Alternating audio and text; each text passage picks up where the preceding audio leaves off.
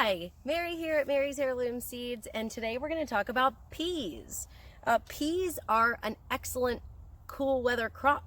So if you are wanting to get an early jump on your spring crop, peas are an excellent option. So behind me or beside me, you see a big jumbled mess. In here are a couple of pea varieties. These are actually fall planted peas. So they've seen better days. They're almost on their way out, but I did want to share with you how we grow peas. Peas are a fairly larger seed, so they need to be planted deeper than, say, a lettuce variety. So you're going to want to plant your seeds about 1/2 inch deep, up to 1 inch deep. They don't require a lot of nitrogen, so you don't want to plant these in an area where you are growing more heavy feeders, like squash or a tomato. These are separated. In this bed I have beets and broccoli growing, so it's a really nice mix in here. And you also see borage. Now borage is an excellent companion plant, and it also attracts bees to our garden. So we have these beautiful pea flowers here, and then we've got some borage here as well, and the bees just flock to this square foot garden. So we have in here blue potted pea as well as mammoth melting pea. So these are two great options for us. It adds a little color to our meals. I'm not saving these seeds, but because I did plant them very close, so I don't want to save seeds that might have cross-pollinated. But if you are wanting to save seeds for the future, peas are very easy. Just stick to one variety and you're good to go. They have nice long tendrils here, and from seed to harvest, peas are about 60+ days, and there are a lot of different varieties of peas. We have sugar snap peas, you have snow peas, you have garden peas, which some people call English peas. So there are a lot of different varieties of peas. You'll see first the flowers, and then you'll see the actual peas forming. I think I saw, oh, that one's a little shriveled up. They don't need a lot of water, so too much water can be an issue, but I'm going to show you around on the other side where it didn't get enough water, and you'll see that it's starting to yellow. And that also is more of an age thing, because like I said, this is a fall planted pea. So I'm going to pull these out, and I've got spring planted peas over on the other side. The great thing about peas is they can withstand frost. So maybe not snow, but they can definitely withstand some frost. So if you want to get a jump on your garden, you can plant these about 2 to 3 weeks before your last frost date for the year. And that way, again, you can get a jump start. You can plant them indoors as well. I have not had as good of results from planting inside and then transplanting outside. Some people have great results, so don't let me stop you. I like to plant mine outside, but we also have a really moderate growing season here in Ramona, California. So something to consider is we are very spoiled with our really nice weather here.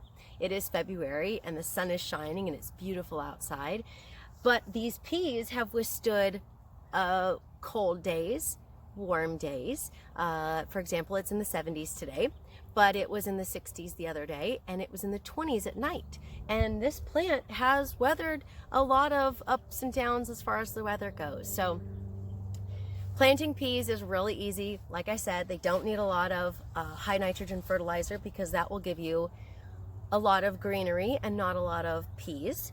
Plant your seeds up to 1 inch deep.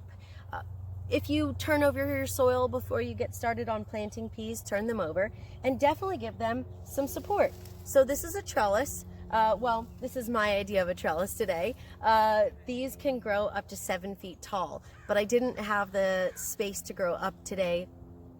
I didn't have a trellis that was 7 feet tall to use, so I did a wraparound, so that way my vines can continue to grow without having to be super tall. Plus, I'm not 7 feet tall.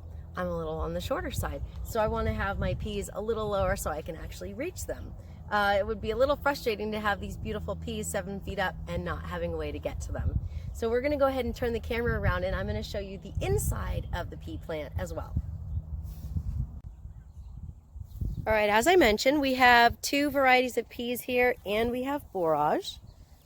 you have these beautiful blooms here all over the place, and hopefully this will become a pea soon. And then I mentioned we have borage here growing. It's a beautiful bee-friendly plant. Here is the purple potted pea. Now, when you are harvesting these, it's best to use two hands. If you just take this and pull, the whole plant will try and come with it. So you're going to want to use either two hands to hold part of the vine and the other holding the actual pea, or use scissors and just cut them off.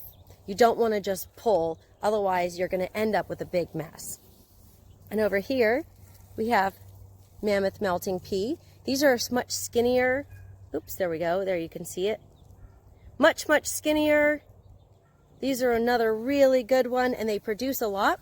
I forgot to mention, you're definitely going to want to harvest often. The more you harvest with peas, the better your harvest should be.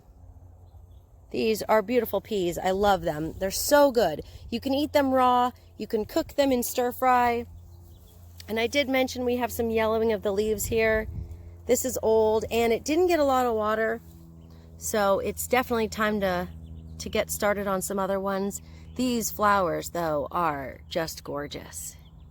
They're some of my favorites. Now, with the purple potted pea, you can allow them to grow much larger and use them as an actual, what you would call a garden pea, which is you're eating the inside pea and not the whole pod. This one is nice and skinnier, so it's going to be much more on the tender side and can be eaten in stir fry. And we're going to look inside this bed here, and you can see we have more peas.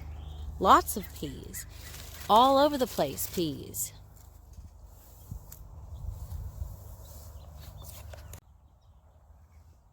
All right, well, that's all for now. Thank you for joining me for another informative video in the garden. Today we talked about heirloom peas.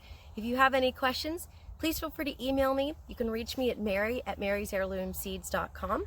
You can also send us a message on Facebook, comment below here on our YouTube video. And if you haven't already subscribed, please do. Share it with your friends. We always appreciate it. And I'm going to share the links below on how to grow peas as well if you would prefer to see the text version. Thanks for joining me, and happy planting.